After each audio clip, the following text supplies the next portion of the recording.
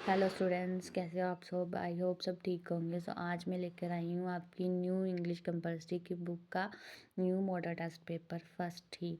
ठीक है, मैंने कहा चलो थोड़ा सा डिस्कस कर देते हैं। बाकी मैं इसका पूरा एक जो है डिटेल में मतलब वीडियो बना कर लेकर आऊँगी कि आपको ये कैसे लिखना है और ये कैसे लिखना है, ये कैसे लिखना है। ठीक है, ये सारा आपको डिटेल में बताऊँगी ताकि आपको थोड़ा सा आइडिया लिख सके कि आपके कितने वर्ड्स होने चाहिए, आपने कैसे इसकी लाइन टू लाइन को डिटेल करना है। ठीक है, तो सबसे पहले हम देख लेते हैं कि हमारा जो ये मैक्सिमम मार्क्स का है 30 का है। 20 मार्क्स की आपकी जो है बी असेसमेंट पड़ेगी। 50 मार्क्स का हो जाएगा आपका टोटल ये। ठीक है, डरने की कोई बात नहीं कि 30 लिखा है, ऐसा लिखा वैसा लिखा नहीं।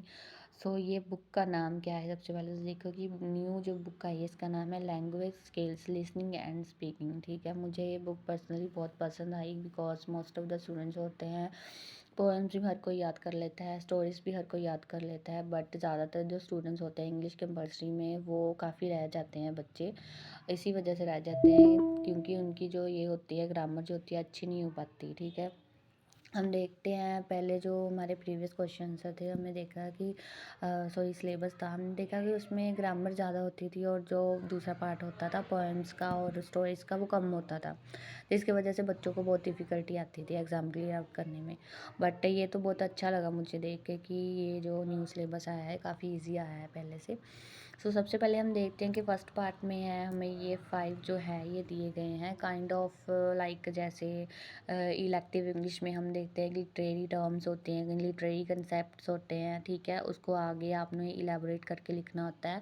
सो आई थिंक ये वैसे ही हैं। ठीक है, आपको ज़्यादा करने की कोई बात नहीं है कि ये कैसे होगा, ये सिलेबस नया आ गया, नहीं, कोई डोंट वरी। ठीक है, आपने सिर्फ याद करनी है। ठीक है, फर्स्ट टेस्ट याद करना है, फिनोमेनन्स याद करने हैं। ठीक है, ये सब आपने याद करना है और लिख देना है। 150 वर्ड्स आपने अपने कंप्लीट कर देने हैं। जैसे मैंने अभी अभी आपको बताया कि इलेक्टिव इंग्लिश में लिटरेरी टर्म्स और कंसेप्ट होते हैं। ठीक है, सेम इसी की तरह आपको ये लिखना है। ठीक है, मान लीजिए अगर डिबेट के टॉपिक में डिबेट के आगे आपको काफ़ी लाइक 1 और 2 पॉइंट्स दिए गए हैं। ठीक है, उसको आपने एक्सप्लेन करके लिखना है, बुक में एक्सप्लेन करके लिखा गया तो आपको उसे वैसे ही लिखना है। ठीक है, वैसे ज़्यादा कुछ सिलेबस आपका पहले से काफ़ी इजी आया है। ठीक है, ठीक है जी, इनमें से कोई आपको 2 ही करने हैं और उसके बाद आ जाते हैं आपके kind of questions I think.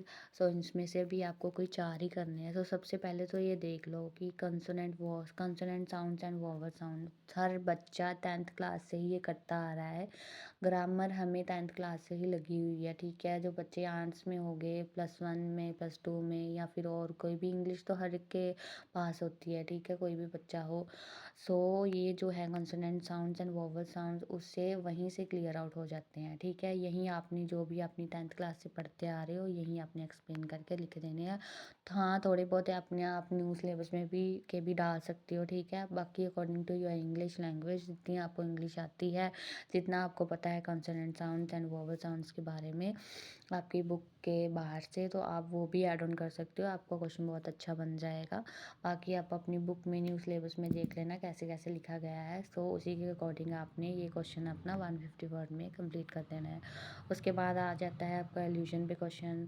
Same ये भी ऐसे करना है। ठीक है, डिबेट पे आ जाता है। ठीक है, डोंट्स एंड डूट्स और डिबेट में आपको क्या करना चाहिए और क्या नहीं करना चाहिए। ठीक है, ये टॉपिक अच्छा हो सकता है, ईजी हो सकता है। आप जैसे ऐसे करके डूज़ का लिख सकते हो, सेंटर में लाइन लगा के यहाँ पर आप एक साइड पे डोंट का लिख सकते हो।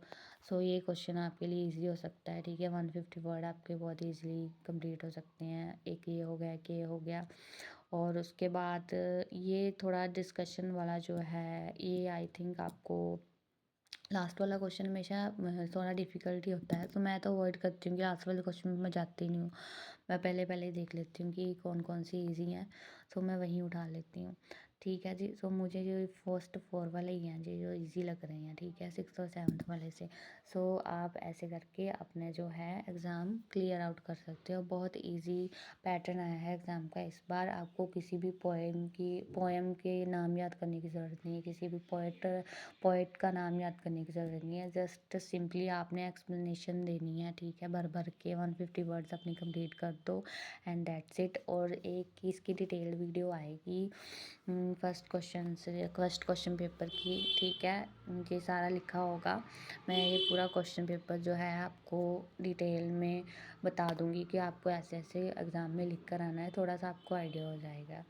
So thank you so much for watching. I hope आप सभी स्टूडेंट्स को अच्छा लगा हो जो मैंने, और समझ में आ गया हो जो मैंने समझाया है। डरने की कोई बात नहीं है, आप अपने हिसाब से according to your English language आराम से लिख कर आओ, ठीक है।